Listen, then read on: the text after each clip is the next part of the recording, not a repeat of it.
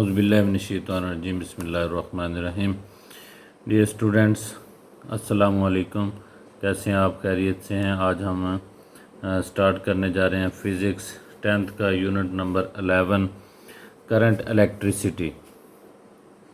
ये बड़ा important topic है और बड़ा अहम चैप्टर है। तो इसके अंदर बहुत सी ऐसी बातें हैं जो आपको डेली लाइफ के अंदर भी पता होनी चाहिए और पेपर के पॉइंट ऑफ व्यू से भी ये बड़ा इम्पॉर्टेंट चैप्टर है। तो आज हम स्टार्ट करने जा रहे हैं फिर current electricity. Current electric current सबसे पहला इसका टॉपिक है इलेक्ट्रिक करंट कि इलेक्ट्रिक करंट क्या होता है। The rate of flow of electric charges, जिस रेट से जिस हिसाब से इलेक्ट्रिक चार्जेस जो हैं वो फ़्लो करते हैं through any cross sectional area is called electric current. किसी भी कंडक्टर के क्रॉस सेक्शनल एरिया से जो इलेक्ट्रिक चार्जेस फ़्लो करते हैं टाइम के हिसाब से, तो उसको हम कहते हैं इलेक्ट्रिक करंट। तो क्रॉस सेक्शनल एरिया का आपको पता होगा क्या होगा। ये आप देखें, ये आपके पास बॉल पॉइंट या पेंसिल है, इसकी जो टिप है फाइनल टिप है, या कोई आपके पास वायर है, उसका आगे से आप उसको काट लें, जो उसकी कटिंग सामने वाली टिप होगी उसको हम कहेंगे कि ये क्रॉस सेक्शनल एरिया है। तो करंट का फार्मूला था चार्ज ओवर टाइम, यानी कि चार्ज को टाइम पे डिवाइड कर दें। जितना चार्ज टाइम के हिसाब से फ़्लो कर रहा है उसको हम कहते हैं rate of flow of electric charges, और वही करंट होता है। तो करंट का हमारे पास फार्मूला है I is equal to Q by T. SI unit of current is ampere. Amperes में इसको हम नापते हैं। इससे छोटे जो यूनिट हैं इसके माइक्रो एम्पेयर और मिली एम्पेयर भी होते हैं। तो एम्पेयर कितना होता है जी? 1 एम्पेयर करंट कितना होता है? Charge of 1 coulomb. 1 coulomb charge pass करे through a cross sectional area in 1 second. 1 coulomb charge किसी वायर के क्रॉस सेक्शनल एरिया में से पास करे 1 सेकेंड में, तो उसको हम कहते हैं कि ये 1 एम्पेयर करंट है। नेक्स्ट है जी हमारे पास कन्वेंशनल करंट। कन्वेंशनल करंट क्या होता है? ये हमारे पास, इसको उर्दू में रवायती करंट भी कहते हैं। Current flowing from positive to negative terminal of a battery due to flow of positive charges is called conventional current. तो कन्वेंशनल करंट का आपको बताया जाए कि होता है कि शुरू में जब करंट का पता चला तो पहले ये समझा जाता था कि इलेक्ट्रिक करंट जो है पॉजिटिव चार्जेस की वजह से फ़्लो करता है, लेकिन बाद में ये बात इंट्रोड्यूस हो गई कि जी जो इलेक्ट्रिक करंट है वो पॉजिटिव चार्जेस नहीं नेगेटिव चार्जेस की वजह से, यानी कि इलेक्ट्रॉन की फ़्लो की वजह से होता है। लेकिन फिर भी यही इस कन्वेंशन को बरकरार रखने के लिए कन्वेंशनल करंट को लिया गया कि ये हमेशा पॉजिटिव टर्मिनल ऑफ बैटरी से नेगेटिव टर्मिनल की तरफ फ़्लो करता है। इस हम करंट को कन्वेंशनल करंट कहते हैं। तो current flowing from positive to negative terminal of a battery due to flow of positive charges is called conventional current. इसमें मैंने कलर्स चेंज करके आपको इस एक ही डेफिनेशन के मुख्तलिफ पोर्शन बनाए हैं ताकि उस हिसाब से आप इसको याद कर सकें। The measurement of current. तो करंट की मेजरमेंट के लिए कौन से इंस्ट्रूमेंट यूज़ होते हैं? फर्स्ट इंस्ट्रूमेंट है गैल्वानोमीटर और सेकंड इंस्ट्रूमेंट है एमीटर। गैल्वानोमीटर जो है वो जस्ट ये चेक करने के लिए यूज़ होता है कि किसी सर्किट के अंदर से करंट फ़्लो कर रहा है कि नहीं। आप जस्ट उसको उस सर्किट के साथ अटैच करें गैल्वानोमीटर को, तो फ्यू मिलीमीटर का अगर करंट भी फ़्लो कर रहा है तो फिर वो गैल्वानोमीटर जो है फुल स्केल डिफ्लेक्शन शो करेगा। दूसरा है आपके पास एम मीटर। गैल्वानोमीटर तो जस्ट ये चेक करता है करंट फ्लो कर रहा है कि नहीं, लेकिन जो आपका एम मीटर है, एम मीटर आपको ये बताएगा कि किसी सर्किट के अंदर से कितना करंट फ्लो कर रहा है। नेक्स्ट जी हमारे पास नेक्स्ट टॉपिक है पोटेंशियल डिफरेंस। पोटेंशियल डिफरेंस क्या होता है? Simply to the potential difference across the two ends of a conductor. यहाँ तक देखें डेफिनेशन की सिर्फ उन्होंने स्टार्ट बताया, तो जो डेफिनेशन है वो यहाँ से शुरू होती है। The dissipation of electric energy into other form of energy as charges flow through the circuit. Potential difference cross the two ends of a conductor causes the dissipation of electric energy into other form of energy as charges flow through the circuit। तो potential difference क्या है जी? दो terminal के conductor के जो हैं उनके दरमियान जो इलेक्ट्रिक एनर्जी डिसिपेट होती है, यानी कि इस्तेमाल होती है, उसको हम कहते हैं कि ये पोटेंशियल डिफरेंस है। तो इलेक्ट्रोमोटिव फोर्स नेक्स्ट है हमारे पास। It is the energy supplied by battery to a unit positive charge when it flows through the closed circuit. EMF is equal to energy over charge is equal to W/Q। तो आपको बताते चलें both potential difference and EMF have the same unit potential difference, और जो EMF है electromotive force है उन दोनों का सेम यूनिट होता है, यानी कि वोल्ट। और जो एंड मेजर्ड बाय, और दोनों को वोल्ट मीटर के connected directly across the terminal. किसी जो टर्मिनल्स के साथ डायरेक्टली कनेक्ट करके वोल्ट मीटर को आप EMF और पोटेंशियल डिफरेंस दोनों को मेजर कर सकते हैं। तो इसमें आपको ये बात क्लियर कर दें कि एक आपके पास बैटरी है, उसके अंदर जो इन जितना भी इलेक्ट्रिकल एनर्जी जो है वो केमिकल एनर्जी की शक्ल में स्टोर हो जाता है। जैसे घर के अंदर एक UPS लगा हुआ है और वो लाइट को, इलेक्ट्रिकल एनर्जी को मैकेनिकल एनर्जी की, केमिकल एनर्जी की शक्ल में उसके अंदर बैटरी के अंदर स्टोर कर देता है। जो ही आप की लाइट जो है वो ऑफ होती है तो वो जो EMF एनर्जी की शक्ल में बैटरी के अंदर स्टोर हुई थी वो आपके फ़ैन और लाइट्स वगैरह ऑन कर देती है। तो EMF क्या है? EMF वो एनर्जी है जो बैटरी के अंदर स्टोर हो जाती है। और पोटेंशियल डिफरेंस क्या है? पोटेंशियल डिफरेंस है जी जो आपकी बैटरी के टर्मिनल्स हैं, एक टर्मिनल 12 वोल्ट पे है, दूसरा 0 वोल्ट पे है, तो उन दोनों का जो टर्मिनल्स का पोटेंशियल का डिफरेंस है उसको हम कहते हैं पोटेंशियल डिफरेंस। इसी की वजह से जो एनर्जी है वो डिसिपेट होती है कंडक्टर के अंदर, उसके अंदर फ़्लो करती है या उसके अंदर यूटिलाइज होती है। जो ही वो मूव करते हैं पोटेंशियल डिफरेंस की वजह से, तो वो उसके अंदर जो भी आपकी इलेक्ट्रिक अप्लाइंस उसके साथ अटैच है वो इलेक्ट्रिक करंट को यूज़ करती है, और पोटेंशियल डिफरेंस की वजह से वो इलेक्ट्रिक अप्लाइंस जो है वो काम करती है। नेक्स्ट हमारे पास है ओहम्स लॉ। ओहम्स लॉ क्या है जी? The amount of current, the amount of current passing through a conductor. Current की वो मिकदार जो किसी कंडक्टर के अंदर से फ़्लो करती है is directly proportional to potential difference applied across its end. तो सिंपल सी बात है कि जो करंट फ़्लो कर रहा है किसी कंडक्टर के अंदर वो डायरेक्टली प्रोपोर्शनल है पोटेंशियल डिफरेंस के, जो उसके जो टर्मिनल्स हैं, एंड्स हैं, उनके अक्रॉस अप्लाई किया गया है। तो फिर शर्त क्या है? कंडीशन ये है provided the temperature and physical condition of conductor does not change.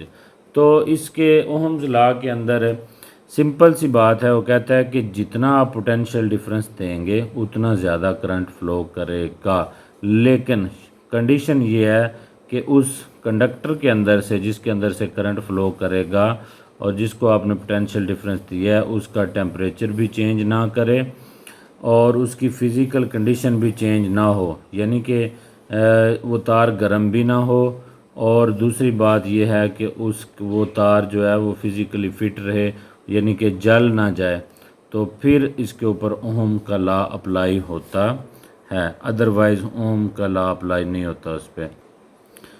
Next आपके पास है जी मैथमेटिकली ओहम का लॉ हम क्या करेंगे। हमें पता है कि आई जो है डायरेक्टली प्रोपोर्शनल है वी के, या आप ये लिख सकते हैं वोल्टेज डायरेक्टली प्रोपोर्शनल है करंट के।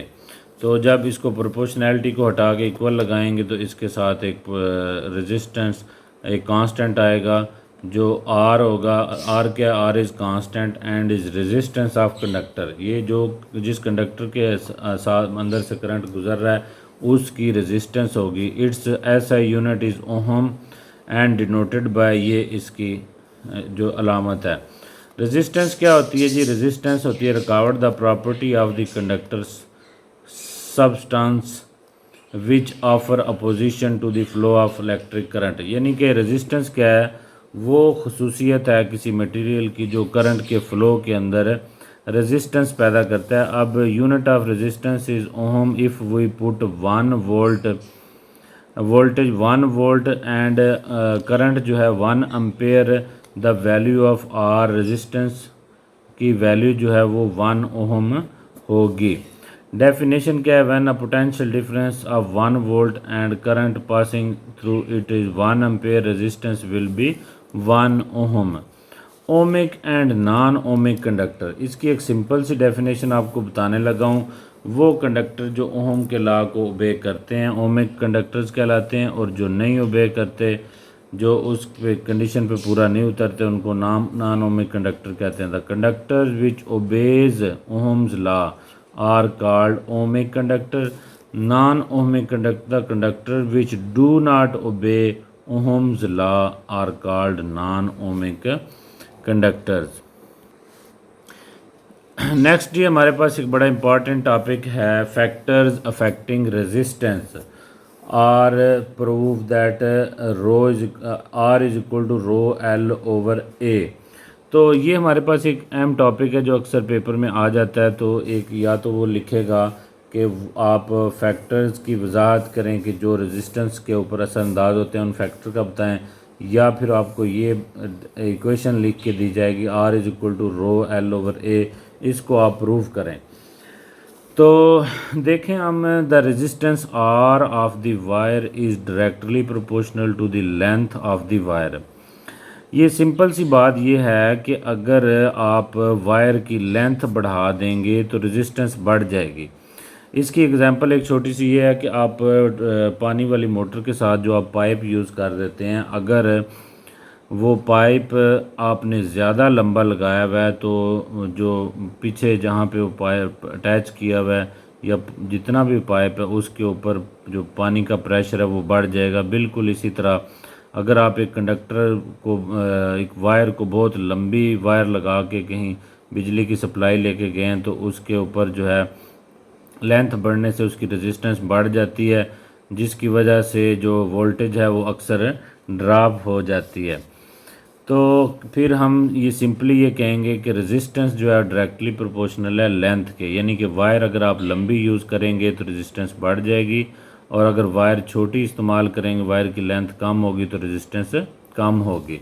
The resistance R is inversely proportional to the area of cross sectional.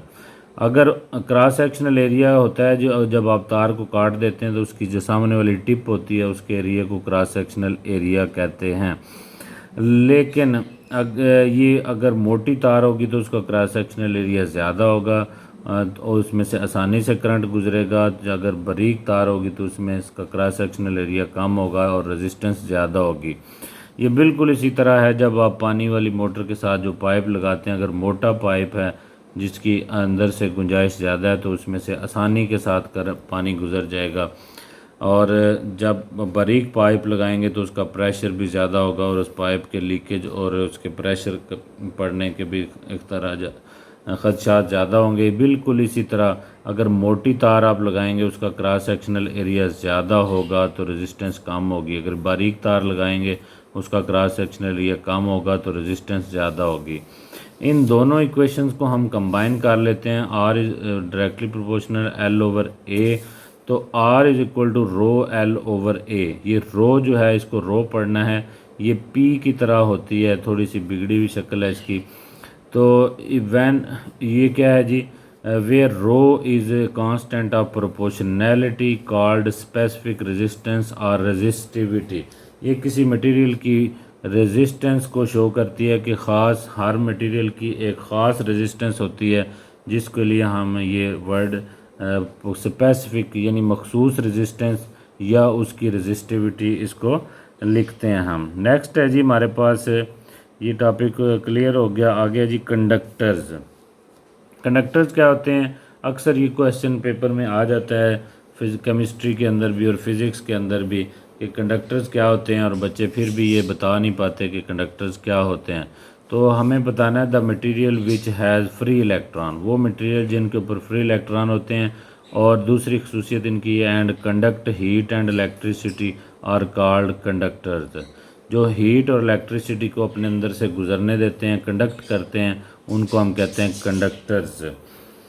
तो इसी तरह हमारे पास है आगे जी, इसी तरह हमारे पास है नेक्स्ट आगे टॉप है जी इंसुलेटर्स।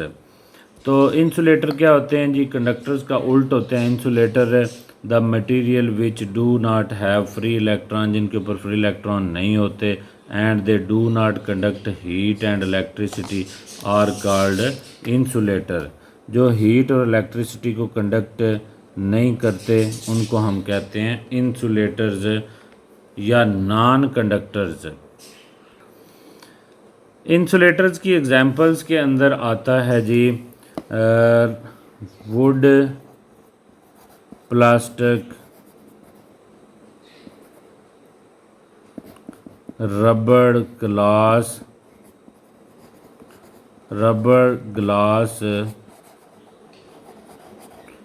वगैरह वगैरह। ये इसके वूल भी इंसुलेटर के अंदर ही आता है। नेक्स्ट है हमारे पास जी combination of resistors. Resistors can be connected in two ways. Resistors को हम दो तरह से कनेक्ट कर सकते हैं, सीरीज़ कम्बिनेशन है और पैरेलल कम्बिनेशन है। ये देखें जी हमारे पास कम्बिनेशन ऑफ कैपेसिटर्स हैं, इसकी टू टाइप्स हैं, सीरीज़ कम्बिनेशन है और पैरेलल कम्बिनेशन है। सीरीज़ कम्बिनेशन कुछ इस तरह का होता है कि एक जो रजिस्टर है उसके साथ दूसरा रजिस्टर, उसी लाइन के अंदर तीसरा रजिस्टर भी कनेक्टेड है, और ये बैटरी के एक टर्मिनल एक साइड से और दूसरा दूसरी साइड से कनेक्टेड होता है। तो in series combination resistors are connected end to end, एक सिरे से दूसरे सिरे को जोड़ा जाता है। And electric current has a single path throughout the circuit. तो यहाँ हमारे पास इलेक्ट्रिक करंट के पास एक सिंगल रास्ता है गुजरने के लिए। इसका मतलब ये है कि करंट तमाम रजिस्टर के अंदर से जो करंट गुजर रहा है वो सेम है, equivalent resistance of the circuit. तो आप देखेंगे the total voltage in series circuit divides among the individual resistor, so the sum of voltage. देखें जब आपके पास ये बैटरी का टर्मिनल यहाँ इससे जुड़ा हुआ है तो कुछ वोल्टेज यहाँ पे ड्रॉप होगी, ये V1 है, आगे दूसरे पे भी ड्रॉप होगी V2 है, और ये यहाँ पे जो ड्रॉप होगी वो V3 है। तो ये वोल्टेज जो है इनके ऊपर सेम नहीं होगी, तो सारी वोल्टेज जो है वो एक वोल्टेज के सम के इक्वल होगी, V1 plus V2 plus V3, where V is a voltage across battery and V1 V2 V3 are the voltage across register.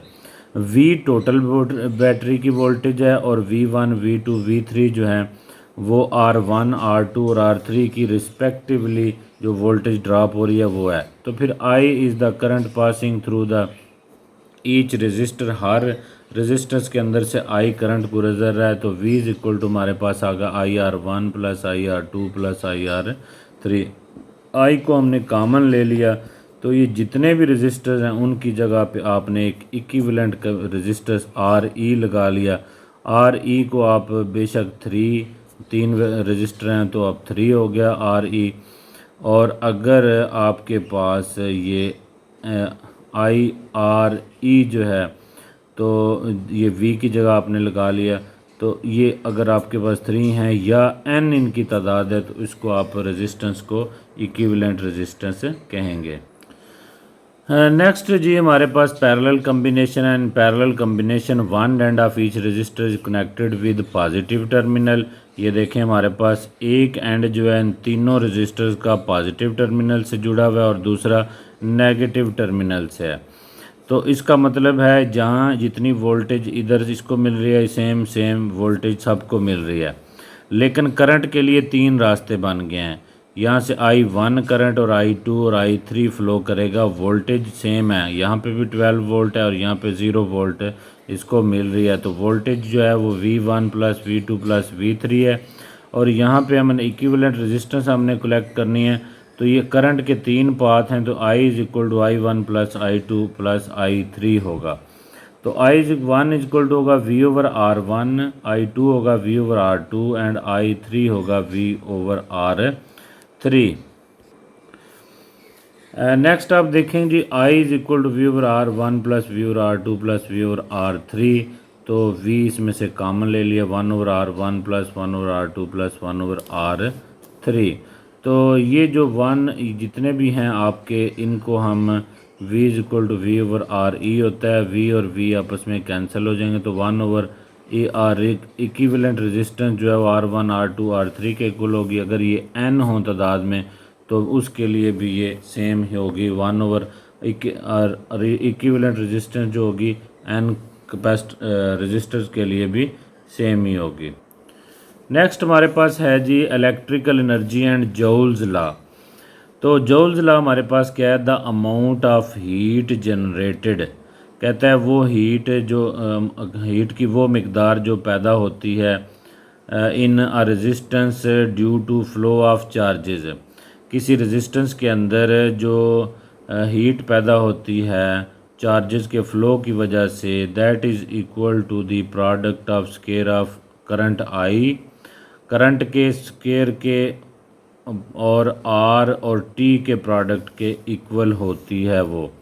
तो ये इसके जूल्स लॉ है कि amount of heat generated in resistance, किसी resistance के अंदर जो हीट पैदा होती है चार्जेस के फ़्लो की वजह से वो किसके इक्वल होती है, प्रोडक्ट 3 चीज़ों का प्रोडक्ट है T I और R और I का स्केयर है, square of I resistance and time duration. जितना टाइम ज़्यादा होगा ज़ाहिर है उतनी ही का वो जो है हीट ज़्यादा जनरेट होगी, रेजिस्टेंस ज़्यादा होगी तब भी हीट ज़्यादा जनरेट होगी, करंट अगर ज़्यादा फ़्लो करेगा तो उसमें भी वो हीट ज़्यादा जनरेट होगी। तो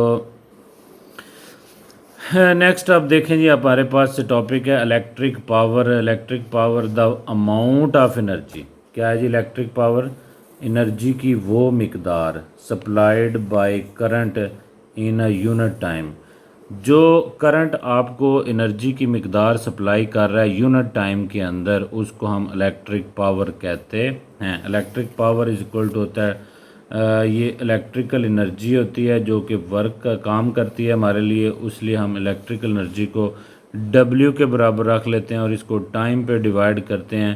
W इज इक्वल टू होता है हमारे पास QV, ये पिछले टॉपिक में हमने पढ़ा था।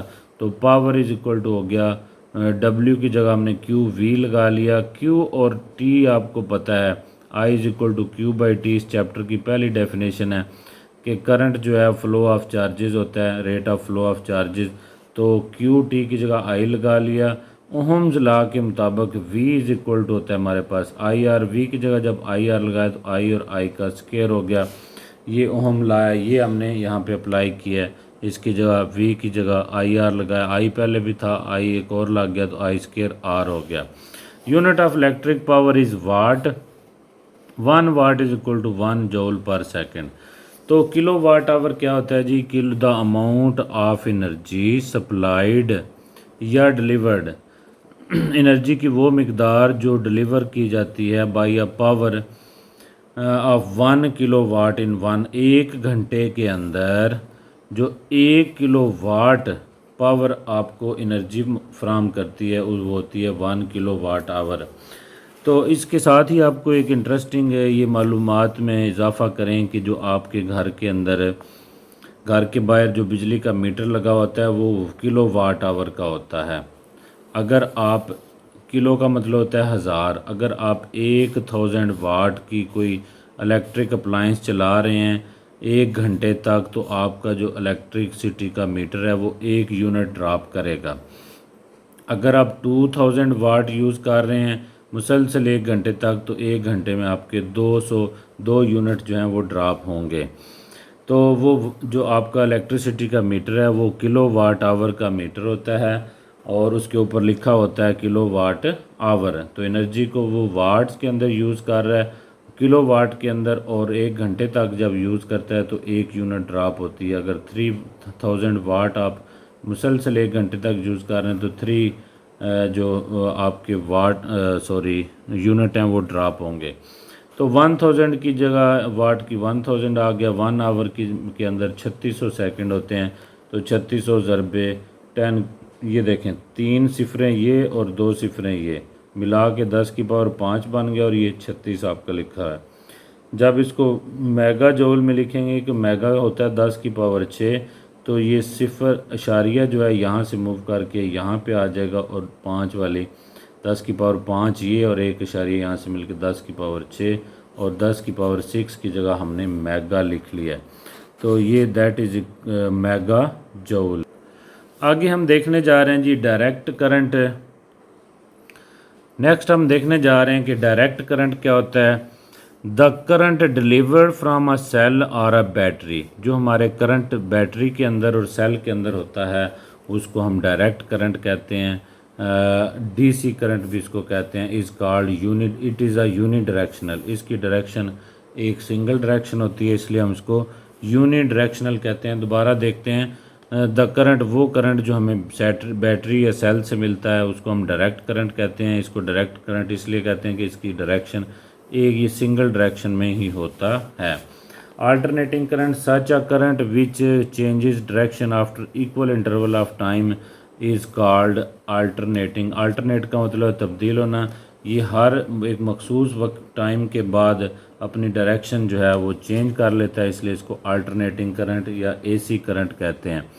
This type of current is produced by AC generator. ये हमारे जो जनरेटर हैं बिजली प्रोड्यूस करते हैं उनके अंदर जी अल्टरनेटिंग करंट प्रोड्यूस होता है। जो घरों के अंदर इलेक्ट्रिसिटी आ रही है उसको भी आप अल्टरनेटिंग करंट ही कहते हैं। वो अल्टरनेटिंग करंट होता है क्योंकि वो इक्वल इंटरवल ऑफ टाइम के बाद अपनी जो डायरेक्शन है वो चेंज कर रहा होता है। तो अर्थ वायर हम इसके बाद पढ़ते हैं कि अर्थ वायर क्या होती है। The earth wire is connected to a large metal plate buried deep in the ground near the house. जब हाउस वायरिंग आप कर रहे होते हैं उसमें 3 तारें होती हैं। एक अर्थ वायर होती है जो कि बहुत बड़ी लोहे की प्लेट को ज़मीन में दबा के उसके साथ जोड़ दिया जाता है, जो आपको शॉर्ट सर्किटिंग से बचाती है। न्यूट्रल वायर, ये कौन सी वायर होती है। This wire is maintained eight zero. इस पोटेंशियल, जो आप घरों में कहते हैं कि जी ठंडी तार है और गर्म तार है, ठंडी तार वो होती है जो न्यूट्रल पे होती है और इस पर ज़ीरो पोटेंशियल होता है, इसका 0 वोल्टेज पे होती है। Connecting to the earth at the power station, और ये पावर स्टेशन पे अर्थ के साथ ज़मीन के अंदर कनेक्ट की जाती है ताकि इसका जो पोटेंशियल डिफरेंस है वो 0 पे मेंटेन किया जा सके। Itself end is called neutral wire. तो लाइव वायर आपकी क्या होती है जी। This wire is at high potential. यही वो वायर है जिसके अंदर सारे का सारा करंट फ्लो कर रहा होता है। इसी के ये 220 वोल्टेज होता है इसके अंदर। And is called live wire. The difference of potential between neutral and live wire is 220 volt. 220 volt का पोटेंशियल डिफरेंस होता है न्यूट्रल वायर और लाइव वायर के अंदर। एक दो और इम्पॉर्टेंट टॉपिक हैं जी, वो आप देखें कि क्या होता है। हैज़र्ड्स ऑफ इलेक्ट्रिसिटी, बिजली के जो ख़तरात होते हैं वो देखें क्या क्या होते हैं। पहला होता है जी ख़तरा बिजली का होता है इंसुलेशन डैमेज। जो घरों में हमारे तारें इस्तेमाल की जाती हैं उनके ऊपर इंसुलेशन चढ़ाई जाती है प्लास्टिक की या किसी इंसुलेटर की, ताकि वो तारें जो हैं आपस में टकराएं भी ना, और अगर कोई उनको तारों को छू जाए टच करे तो उसको भी वो कुछ ना कहें। All electrical wires are well insulated and with some plastic cover for the purpose of safety, but when electrical current exceed the rate current carrying capacity of the conductor, it produces excess current that damage insulation due to overheating of the cable. This result into a short circuit. इसकी वजह से short circuit भी हो जाता है। एक और भी वजह ये होती है कि जब तारें नंगी होती हैं और वो किसी कट लगने की वजह से भी या किसी जो चीज़ के नीचे आने की वजह से भी उनका जो इंसुलेशन है वो डैमेज हो सकती है, जिसका आपको ख्याल करना चाहिए। ज़्यादातर जो इंसुलेशन डैमेज है वो ओवर हीटिंग की वजह से होती है। तो ये एक इलेक्ट्रिसिटी का ख़तरा होता है कि अगर इंसुलेशन डैमेज हो जाए वायर की तो वो हमारे लिए नुकसानदेह हो सकती है, जिसको अवॉइड करना चाहिए। इसके बाद जी सेकंड हैज़र्ड्स ऑफ इलेक्ट्रिसिटी है damping conditions. Dry human skin has a resistance of 1 lakh ohm. खुशक इंसानी जिस्म की जो रेजिस्टेंस है वो 1 लाख ओहम होती है या उससे भी ज़्यादा। But under damping condition wet environment, लेकिन जब माहौल गीला हो जाता है या बॉडी बंदे का गीला हो तो resistance of human skin is reduced drastically to a few hundred ohm. Zero पे भी ये आ जाती है। Therefore never operate any. जब इतनी बड़ी रेजिस्टेंस होगी तो आपको इलेक्ट्रिक करंट के शॉक लगने का बहुत कम ख़तरा होगा, लेकिन जब ज़ीरो पे आ जाएगी ओम तो आसानी के साथ आपको करंट लग सकता है। इसलिए therefore never operate any electrical appliances with weight hands, also keep switch plugs sockets and wire dry. तमाम चीज़ों को खुशक रखें, स्विचेस को, प्लग्स को, सॉकेट्स को और तारों को, ताकि इलेक्ट्रिसिटी के जो ख़तरात हैं उनसे बचा जा सके। उसके बाद है जी safe use of electricity in homes. इसके लिए हम सेफ़ यूज़ के लिए फ्यूज़ इस्तेमाल करते हैं। A fuse is a safety device that is connected in series with the live wire in the circuit to protect the equipment when excess current flows. It is short and thin piece of metal wire that melts when large current passes through it. जब ये एक बारीक सी तार लगाई जाती है live wire के अंदर, जो ही इसके ऊपर लोड पड़ता है तो वो फ्यूज़ की जो तार है वो मेल्ट होके जल जाती है और जो आगे जो बिजली के ख़तरात हैं यानी कि आग लगने और किसी बंदे को करंट लगने की वजह से तो उससे बचा जा सकता है। नेक्स्ट जी फ्यूज़ की जो एडवांस टाइप है वो है circuit breaker. Circuit breaker act as safety device in same way as fuse. It disconnect the supply automatically if current exceed the normal value.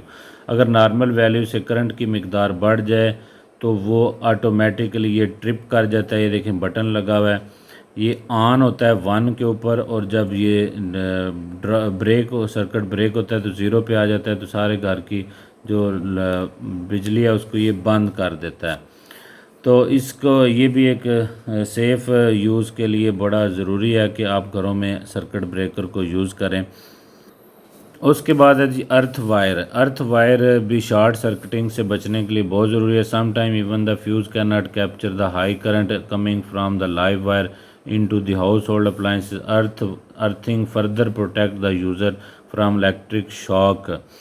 तो अर्थ वायर अर्थ करने से आप बिजली के झटके से बच सकते हैं ताकि आपको जो डायरेक्ट जो एक्सेस करंट हो वो ज़मीन में चला जाए और आपको झटका ना लगाए। तो अर्थ वायर का इस्तेमाल भी इलेक्ट्रिसिटी के सेफ़ यूज़ के लिए बड़ा अहम है।